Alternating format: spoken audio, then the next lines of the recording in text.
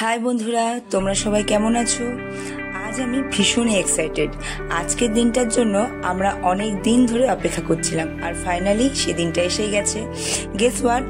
হ্যাঁ, আজকে আমার সোনা ছোট্ট কাব্যর শুভ জন্মদিন, আর আমাদের চ্যাম্প এবার 2 বছরের হলো। আজকের আমাদের দিনটা শুরু হয় কাব্যর জন্য ভগবানের কাছে প্রার্থনা করে, তারপর রাতের সেলিব্রেশনের জন্য প্রস্তুতি শুরু হয়। তোমরা দেখতে পাচ্ছ যে আমি মন্দিরে আছি এবং কাব্য মন্দিরের ঠাকুরের কাছে ঠাকুরের সাথে কথা বলছে, মানে যাই হোক ছোটদের ভাষায় কথা বলছে, আর আমি মন্দির পরিক্রমা করছি। আর কাব্য আর আমি কিন্তু আজকে ম্যাচিং পরেছি। কাব্য গ্রিন পাঞ্জাবি এবং আমি গ্রিন শাড়ি পরেছি। যাই হোক, সকালটা আমাদের খুবই ভালো করে কাটে, আর এবার আমরা সেই এক্সাইটিং মুহূর্তটা সেলিব্রেট করব। আজকে আমাদের এই বিশেষ দিনটির আনন্দ আরও কয়েক গুণ বাড়িয়ে দিতে আমাদের কয়েকজন বন্ধু বান্ধব এসেছে। আমরা সবাইকে পেয়ে আজকে ভীষণই খুশি, ভীষণই আনন্দিত। আর কাব্য তো মানুষ খুবই পছন্দ করে। এই যে আমাদের কেক চলে এসেছে এবং কাব্য খুবই এক্সাইটেড। আমরা তো খুব আনন্দ করছি এখানে।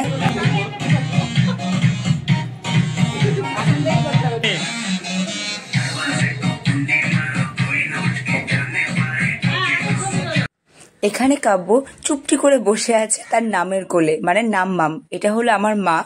কাব্য আমাকে মাম্মাম বলে, আর আমার মাকে ও নাম্মাম বলে। তো নামের কোলেও বসে আছে। আর এই যে আমাদের বিশিষ্ট কিছু ব্যক্তি, এটা আমাদের একটা দাদা, এই যে আমাদের সব বন্ধু বান্ধব।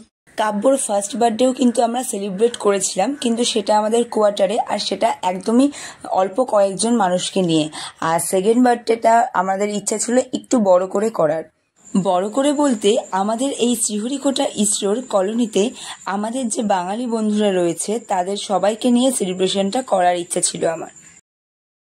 জানো তো, কাব্য এই একটা মাস ধরে শুধু হ্যাপি বার্থডে আমার জন্মদিন এইরকম বলে গেছে। ও কিন্তু ভীষণই এক্সাইটেড এই জন্মদিনটা নিয়ে। The celebration begins now, here we go. Happy birthday to you. Happy birthday to you. Happy birthday, dear Kabu. Happy birthday to you. শুভ জন্মদিন।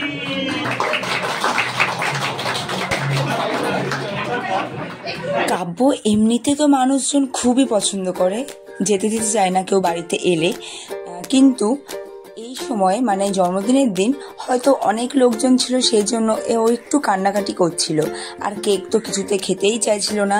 আমি বারবার ওকে দিতে চাইছিলাম। ওর বাবা একটুখানি ভুলিয়ে ভালিয়ে ওর মুখে দিয়ে দিয়েছিল, যেহেতু এটা নিয়ম দিতে হয় সেই জন্য। আমাদের জানো তো পায়েস দেওয়ার নিয়ম নেই, মানে 5 বছরের আগে অবধি পায়েস দেওয়া যাবে না। 5 বছর হলেই তারপরে পায়েস দেওয়া যাবে। এত আওয়াজের জন্য কাব্য একটু কিছুক্ষণের জন্য ঘাবড়ে গেছিল, কিন্তু তারপরে আবার ঠিক হয়ে গেছিল।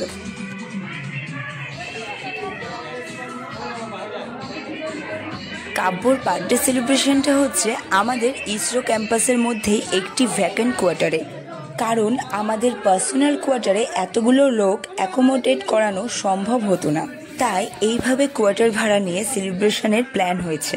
খালি কোয়ার্টার হওয়ায় খুব স্পেসি হয়েছে, আর সেলিব্রেশনও স্মুথলি করা গেছে।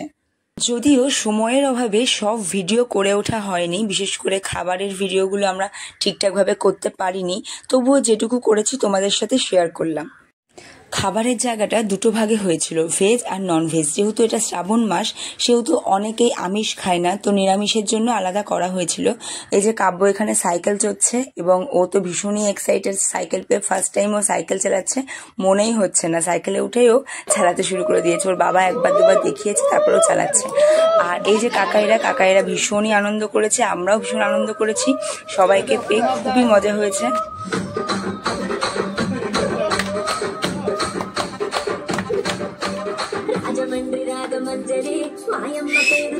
আজকের মতো এইটুকু।